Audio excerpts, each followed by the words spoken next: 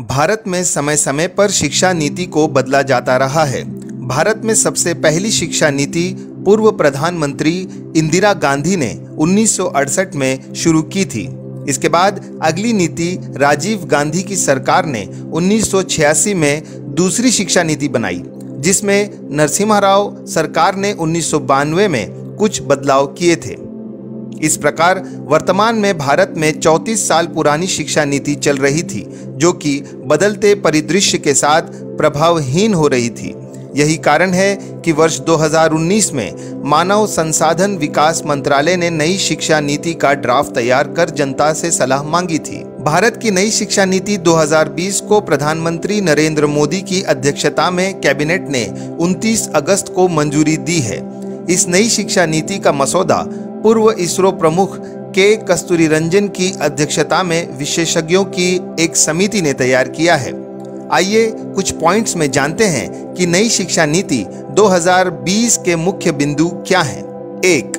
नई शिक्षा नीति 2020 में शिक्षा पर सकल घरेलू उत्पाद का 6% खर्च किया जाएगा, जो कि अभी 4.43% है। 2. अब 5वीं कक्षा तक की शिक्षा मातृभाषा में होगी। 3. मानव संसाधन विकास मंत्रालय का नाम बदलकर शिक्षा मंत्रालय कर दिया गया है, अतः रमेश पोखरियाल निशंक अब देश के शिक्षा मंत्री कहलाएंगे।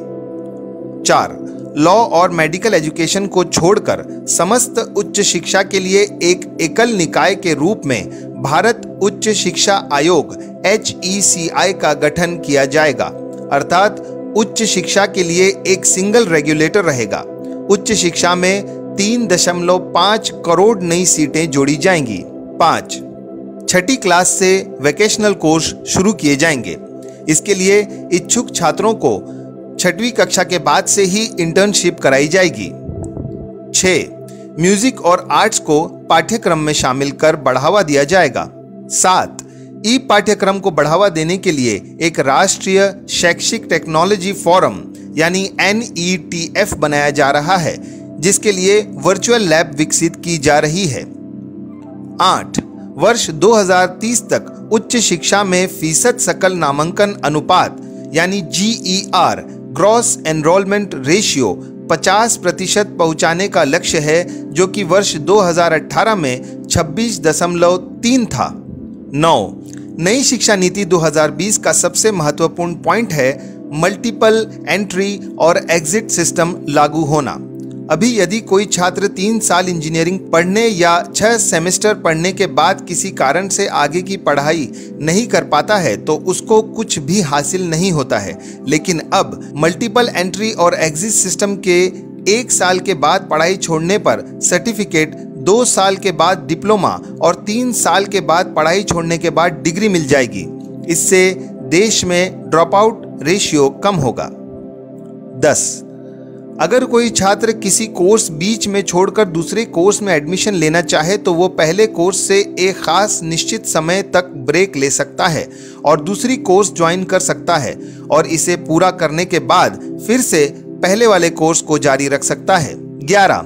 अभी सेंट्रल यूनिवर्सिटीज, डीम यूनिवर्सिटीज और स्टैंड अलोन इंस्टीट्यूशंस के लिए अलग अलग नियम है। नई एजुकेशन पॉलिसी 2020 में सभी के लिए समान नियम होंगे।